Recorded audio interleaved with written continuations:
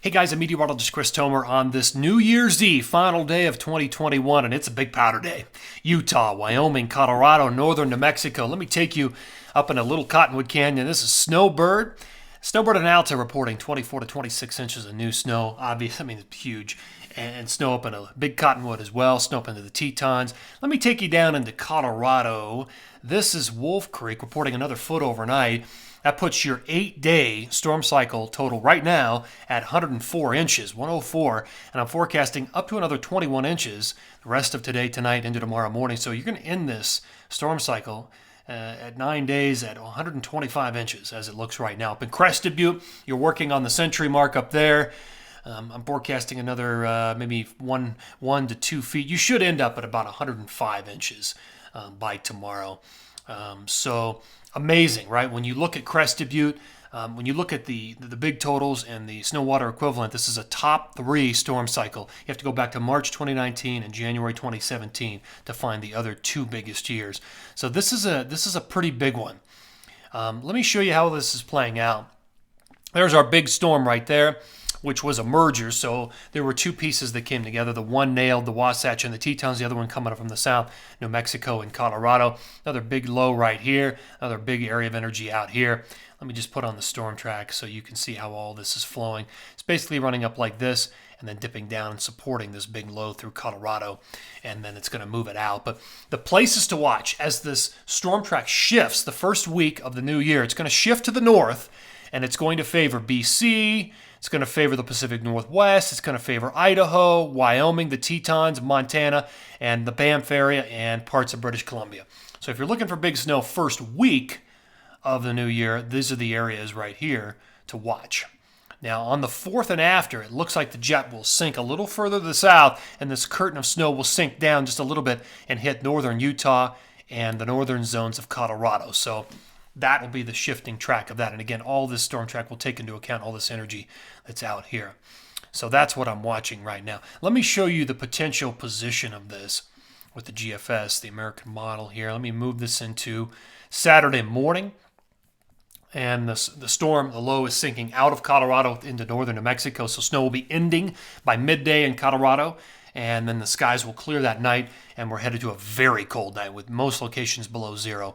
Well below zero in the mountains of Colorado. But then the northern New Mexico will get the snow later, and it will end last there and moving away. In fact, here's the view on Sunday morning. It's dry and clear. New Mexico, all the interior states. New big low hitting the Pacific Northwest. By Monday morning right here, the 3rd of January, heavy snow, Oregon. Potentially moving into Shasta, up into Washington State. And look at that heavy snow in BC, up to Banff and western Alberta, and also northern Idaho and northwest Montana.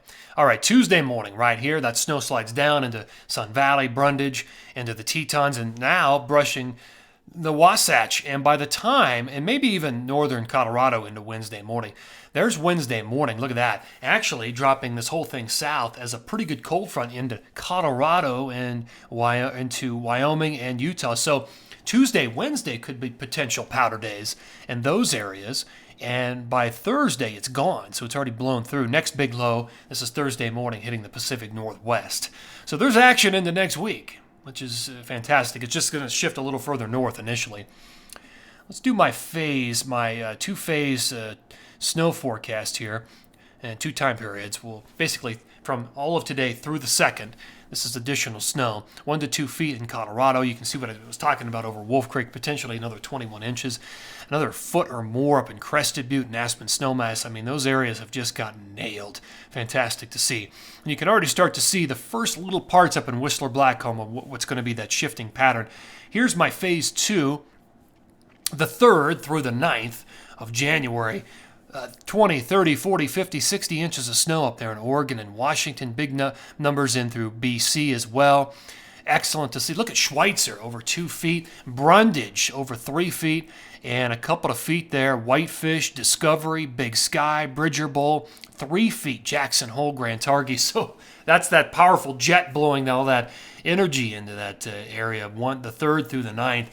And some of that finally by 4, 5, 6 brushes Alta, Snowbird, Park City, and the northern aspects of Colorado, then eventually moving south towards I-70. So that's the 2 phases. I've got 1 plume set up up at Aspen Snowmass. Aspen Highlands has been getting hit particularly hard. Potentially another foot today, tonight, bringing us to the totals for this storm cycle into the first. So big powder day today and tomorrow at Aspen Snowmass. And then by 4, 5, 6, 7, 8, maybe 1, 2, 3, 4, 5 inches of new snow coming down with that next rearrangement of the jet stream. So there you go. We'll end on my phase 1 here. West basically totals today, tonight, and into the first and second. You can see the numbers right there. Enjoy New Year's Eve and New Year's Day.